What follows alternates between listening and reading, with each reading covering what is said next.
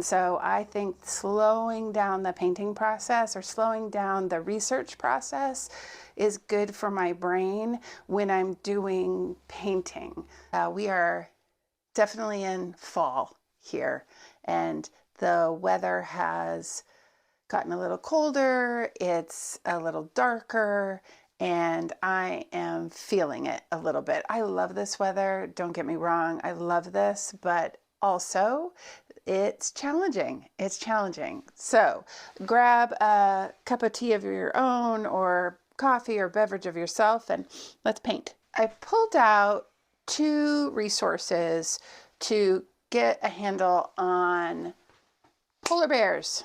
Bears in general, bears. I have this Smithsonian visual encyclopedia of animals. It's a kid book, and I use this a lot as a reference. And then I also have this 20 ways to draw a cat and other awesome animals.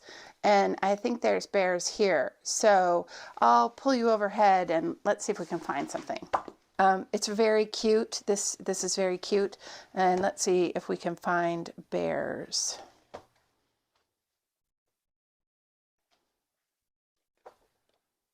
Oh, there we go.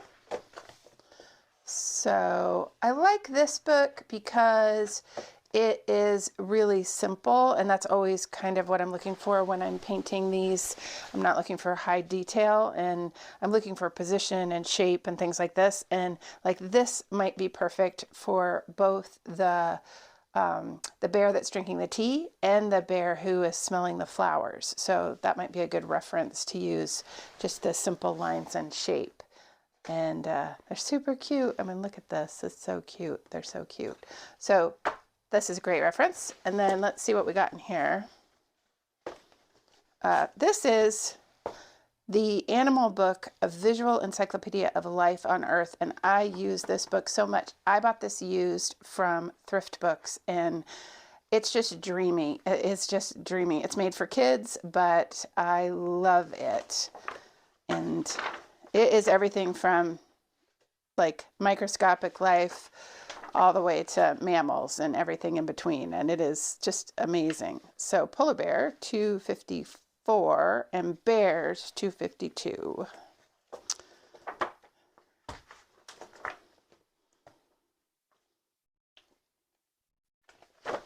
Oh, they're polar bears underwater. That's not going to quite work, but oh, so majestic, right? Isn't that beautiful? That's beautiful. And oh, there we go. That's not going to quite work probably for my reference material. This one's not too bad. The way it's standing, the legs are kind of interesting. But for this painting, I don't think any of these really work. I've painted this like one of these before, I think, and I've used this many, many times as a reference. And yeah, I don't think these are really going to work, except it's good for me to look at this to see like the placement of the ears, so right, and the way that the nose and the mouth are, like this is so bear-like. Well, it's a bear, obviously, but so even though I won't use the reference for my painting, and but I can use pieces of it, and so this might be really helpful, especially that side angle, trying to get that side of the bear. So yeah, this actually might be useful. So both of these references might be useful. You may be thinking, all right, why don't I just use the internet to look at bears? And the reason is because once you do a Google search, you tend to get lost in the land of Google, and then I lose time actually painting. So I don't want to do that. Second reason is, even though I would Google bears, inevitably I'm going to also see paintings or illustrations of bears. And although this is obviously illustrations, it will never look like this. This is just a very simple drawing as opposed to someone's full-fledged painting of a bear. If I look at that, then that'll be imprinted in my brain, and I won't be working from just my own ideas, and that's really what I want to do. And so I think slowing down the painting process or slowing down the research process is good for my brain when I'm doing painting. Actually, probably it's good for me all the time. So I worked a little bit on these, both of these. Not much, just a little. to add some more texture, but were a few things that I still wanted to do that I haven't done yet. I wanted to add some burnt umber just kind of scraped across. So we're going to try that now to sort of give it a, I don't know, like a, do you remember the first filters in Instagram that look like photos from the 1970s? I don't know if you remember those, but I have lots of photos that I use that filter on, and I kind of like that look. So I was going to see if I can add a little bit of that to it. It's a little too dark. I'll try. Let's see if I can. And I'm just using an old credit card. Oh, I do kind of like that. I'm just using an old credit card and scraping it across. So we'll do a little bit of this.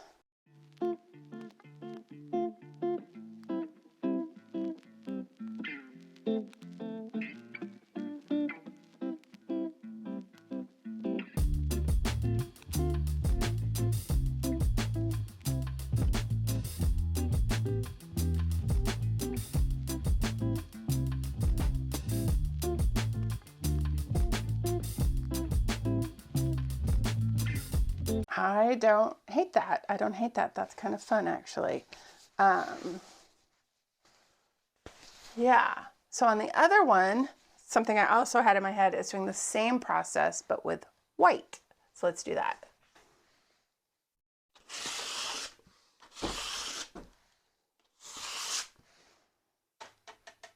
I like the brown better, but we'll keep going because this, you know, once you have an idea, just go with it.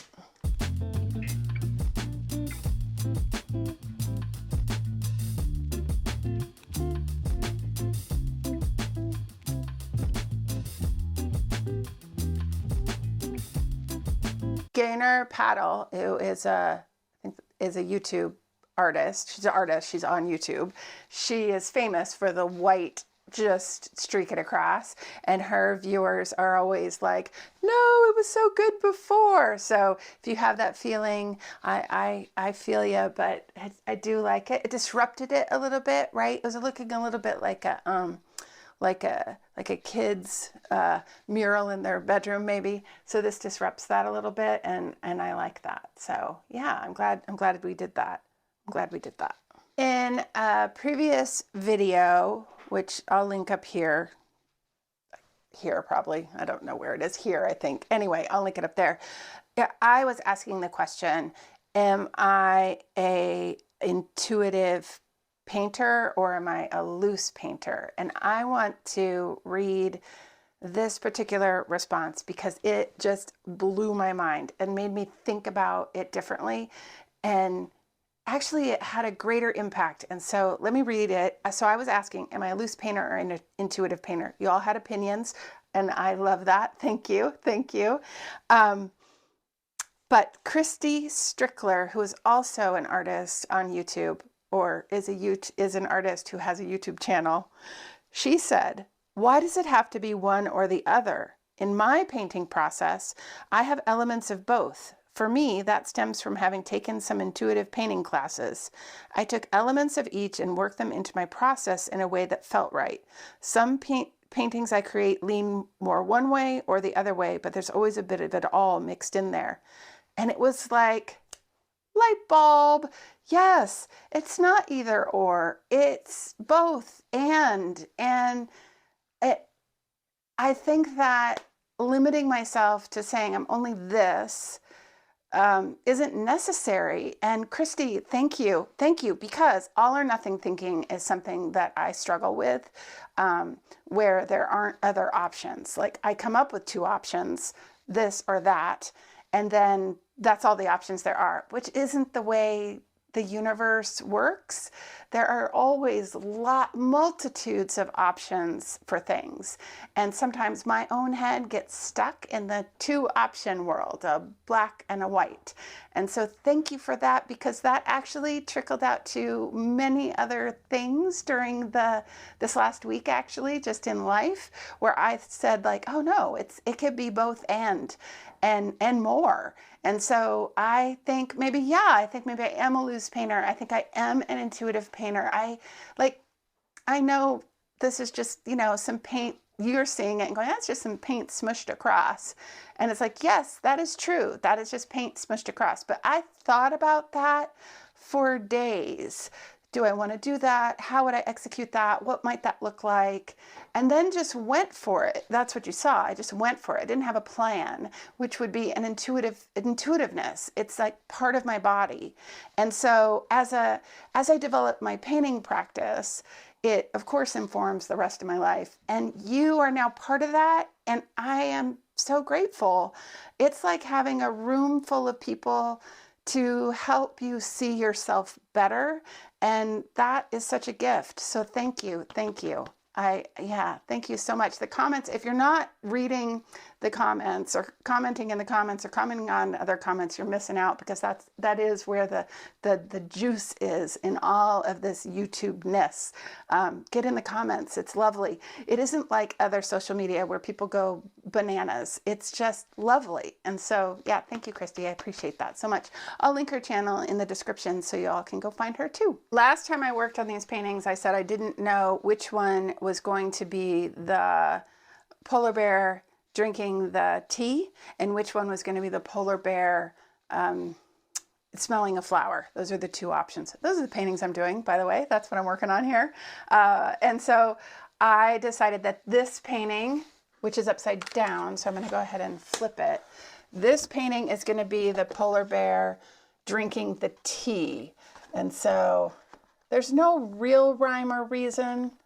Again, which is why Christy, I think, said that I could be both and in my descriptions of myself, except I really liked this area right here, which I'm pretty sure that Watercolor Carrie, another great commenter, said reminded her of Juicy Fruit gum. So if you are like me and you are a Gen Xer, you might remember that gum. It was striped in a certain way, and it might not be this one, it might be the other one where she really said that.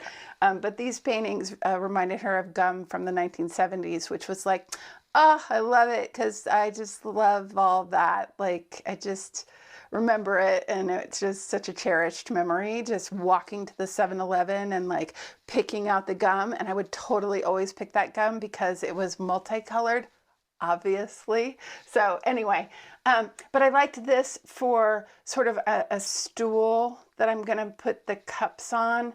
And so that's why this. And then this one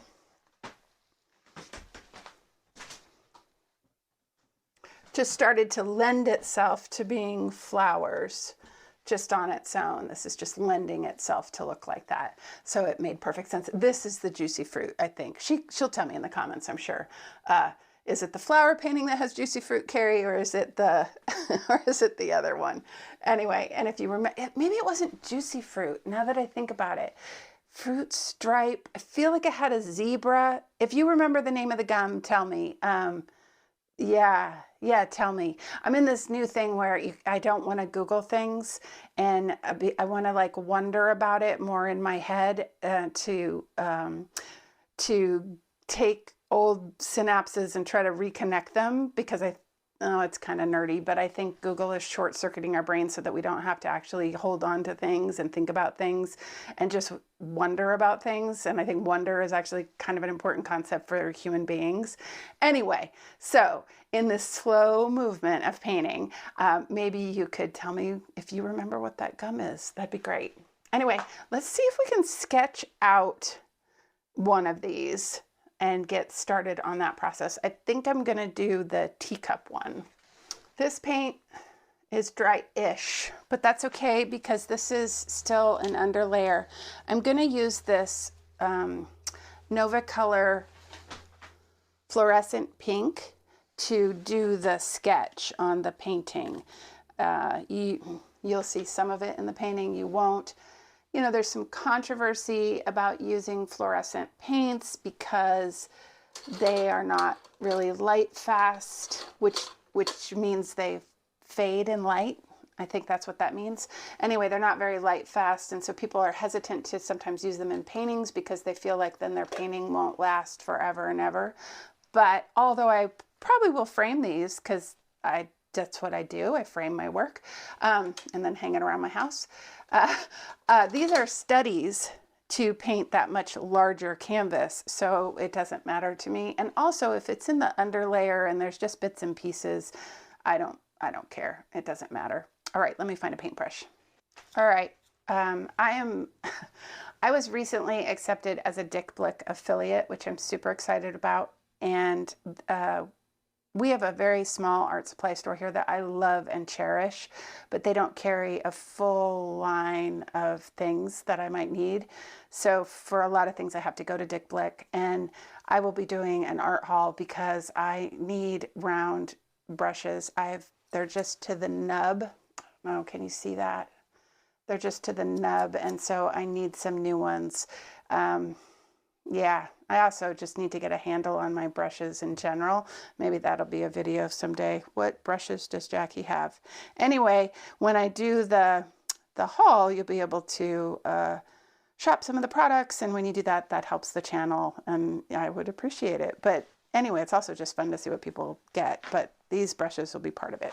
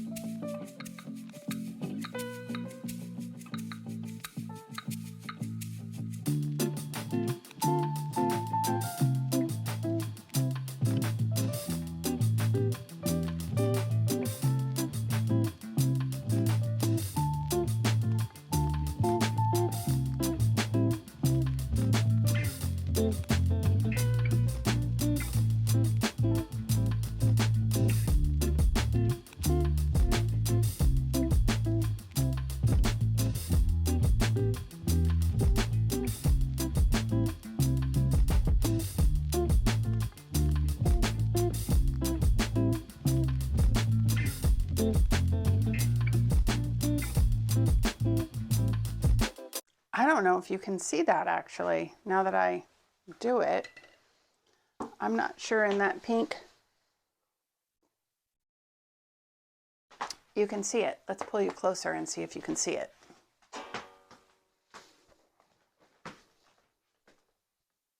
So what you can see is just we're talking really rough. There's a rough sketch right there of the face.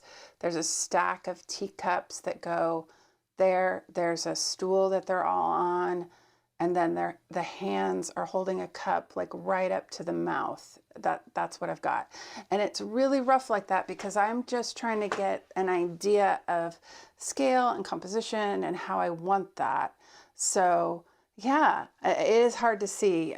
That's part of this. It's hard for me too, actually. But this will give me a good start. Yeah, I might need to do some of this brown on the other one when that all dries, and yeah, well, it might have to happen.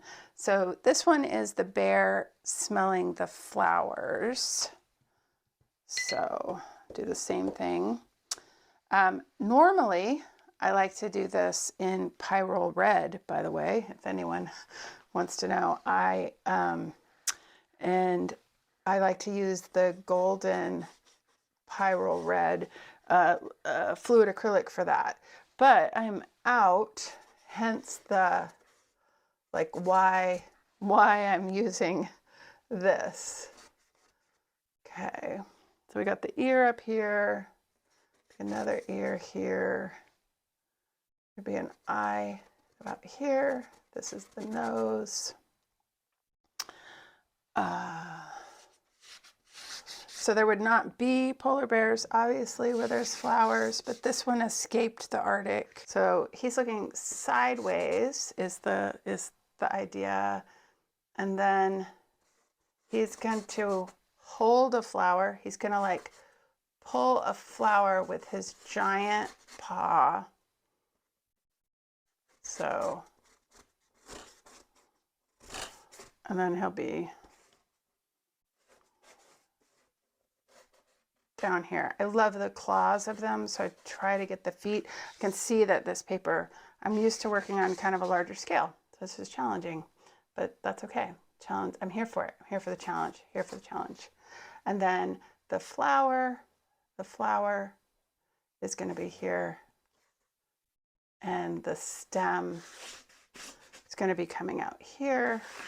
And then there's going to be flowers, like this might be a flower. This might be a flower. Stuff that's already here might be a flower. So that kind of gives me an idea. This is much harder to see even than the other one, but it'll give me an idea of what's happening. Yeah, let's pull you closer so you can see it. All right, so the ear's up there. It's looking sideways. It has, this is its giant paw, and then the flower goes down. And you're like, oh my gosh, really? Is that gonna look like that? Yeah, that's gonna look like that. I promise, it is. It's gonna look like that. Yeah, I will try to work on them this week. I've been really busy, and with the light change, it's darker. I don't know when to paint anymore, and so I need to figure that out. And so, or maybe I need to invest in some heftier lights here. So, yeah, I'm not sure what I'm gonna do. Yeah. Yeah, do you have trouble with this? Like when the seasons change, does it change how you work in your studio? Does it change your process of when you're painting or in the light and the way it's coming in?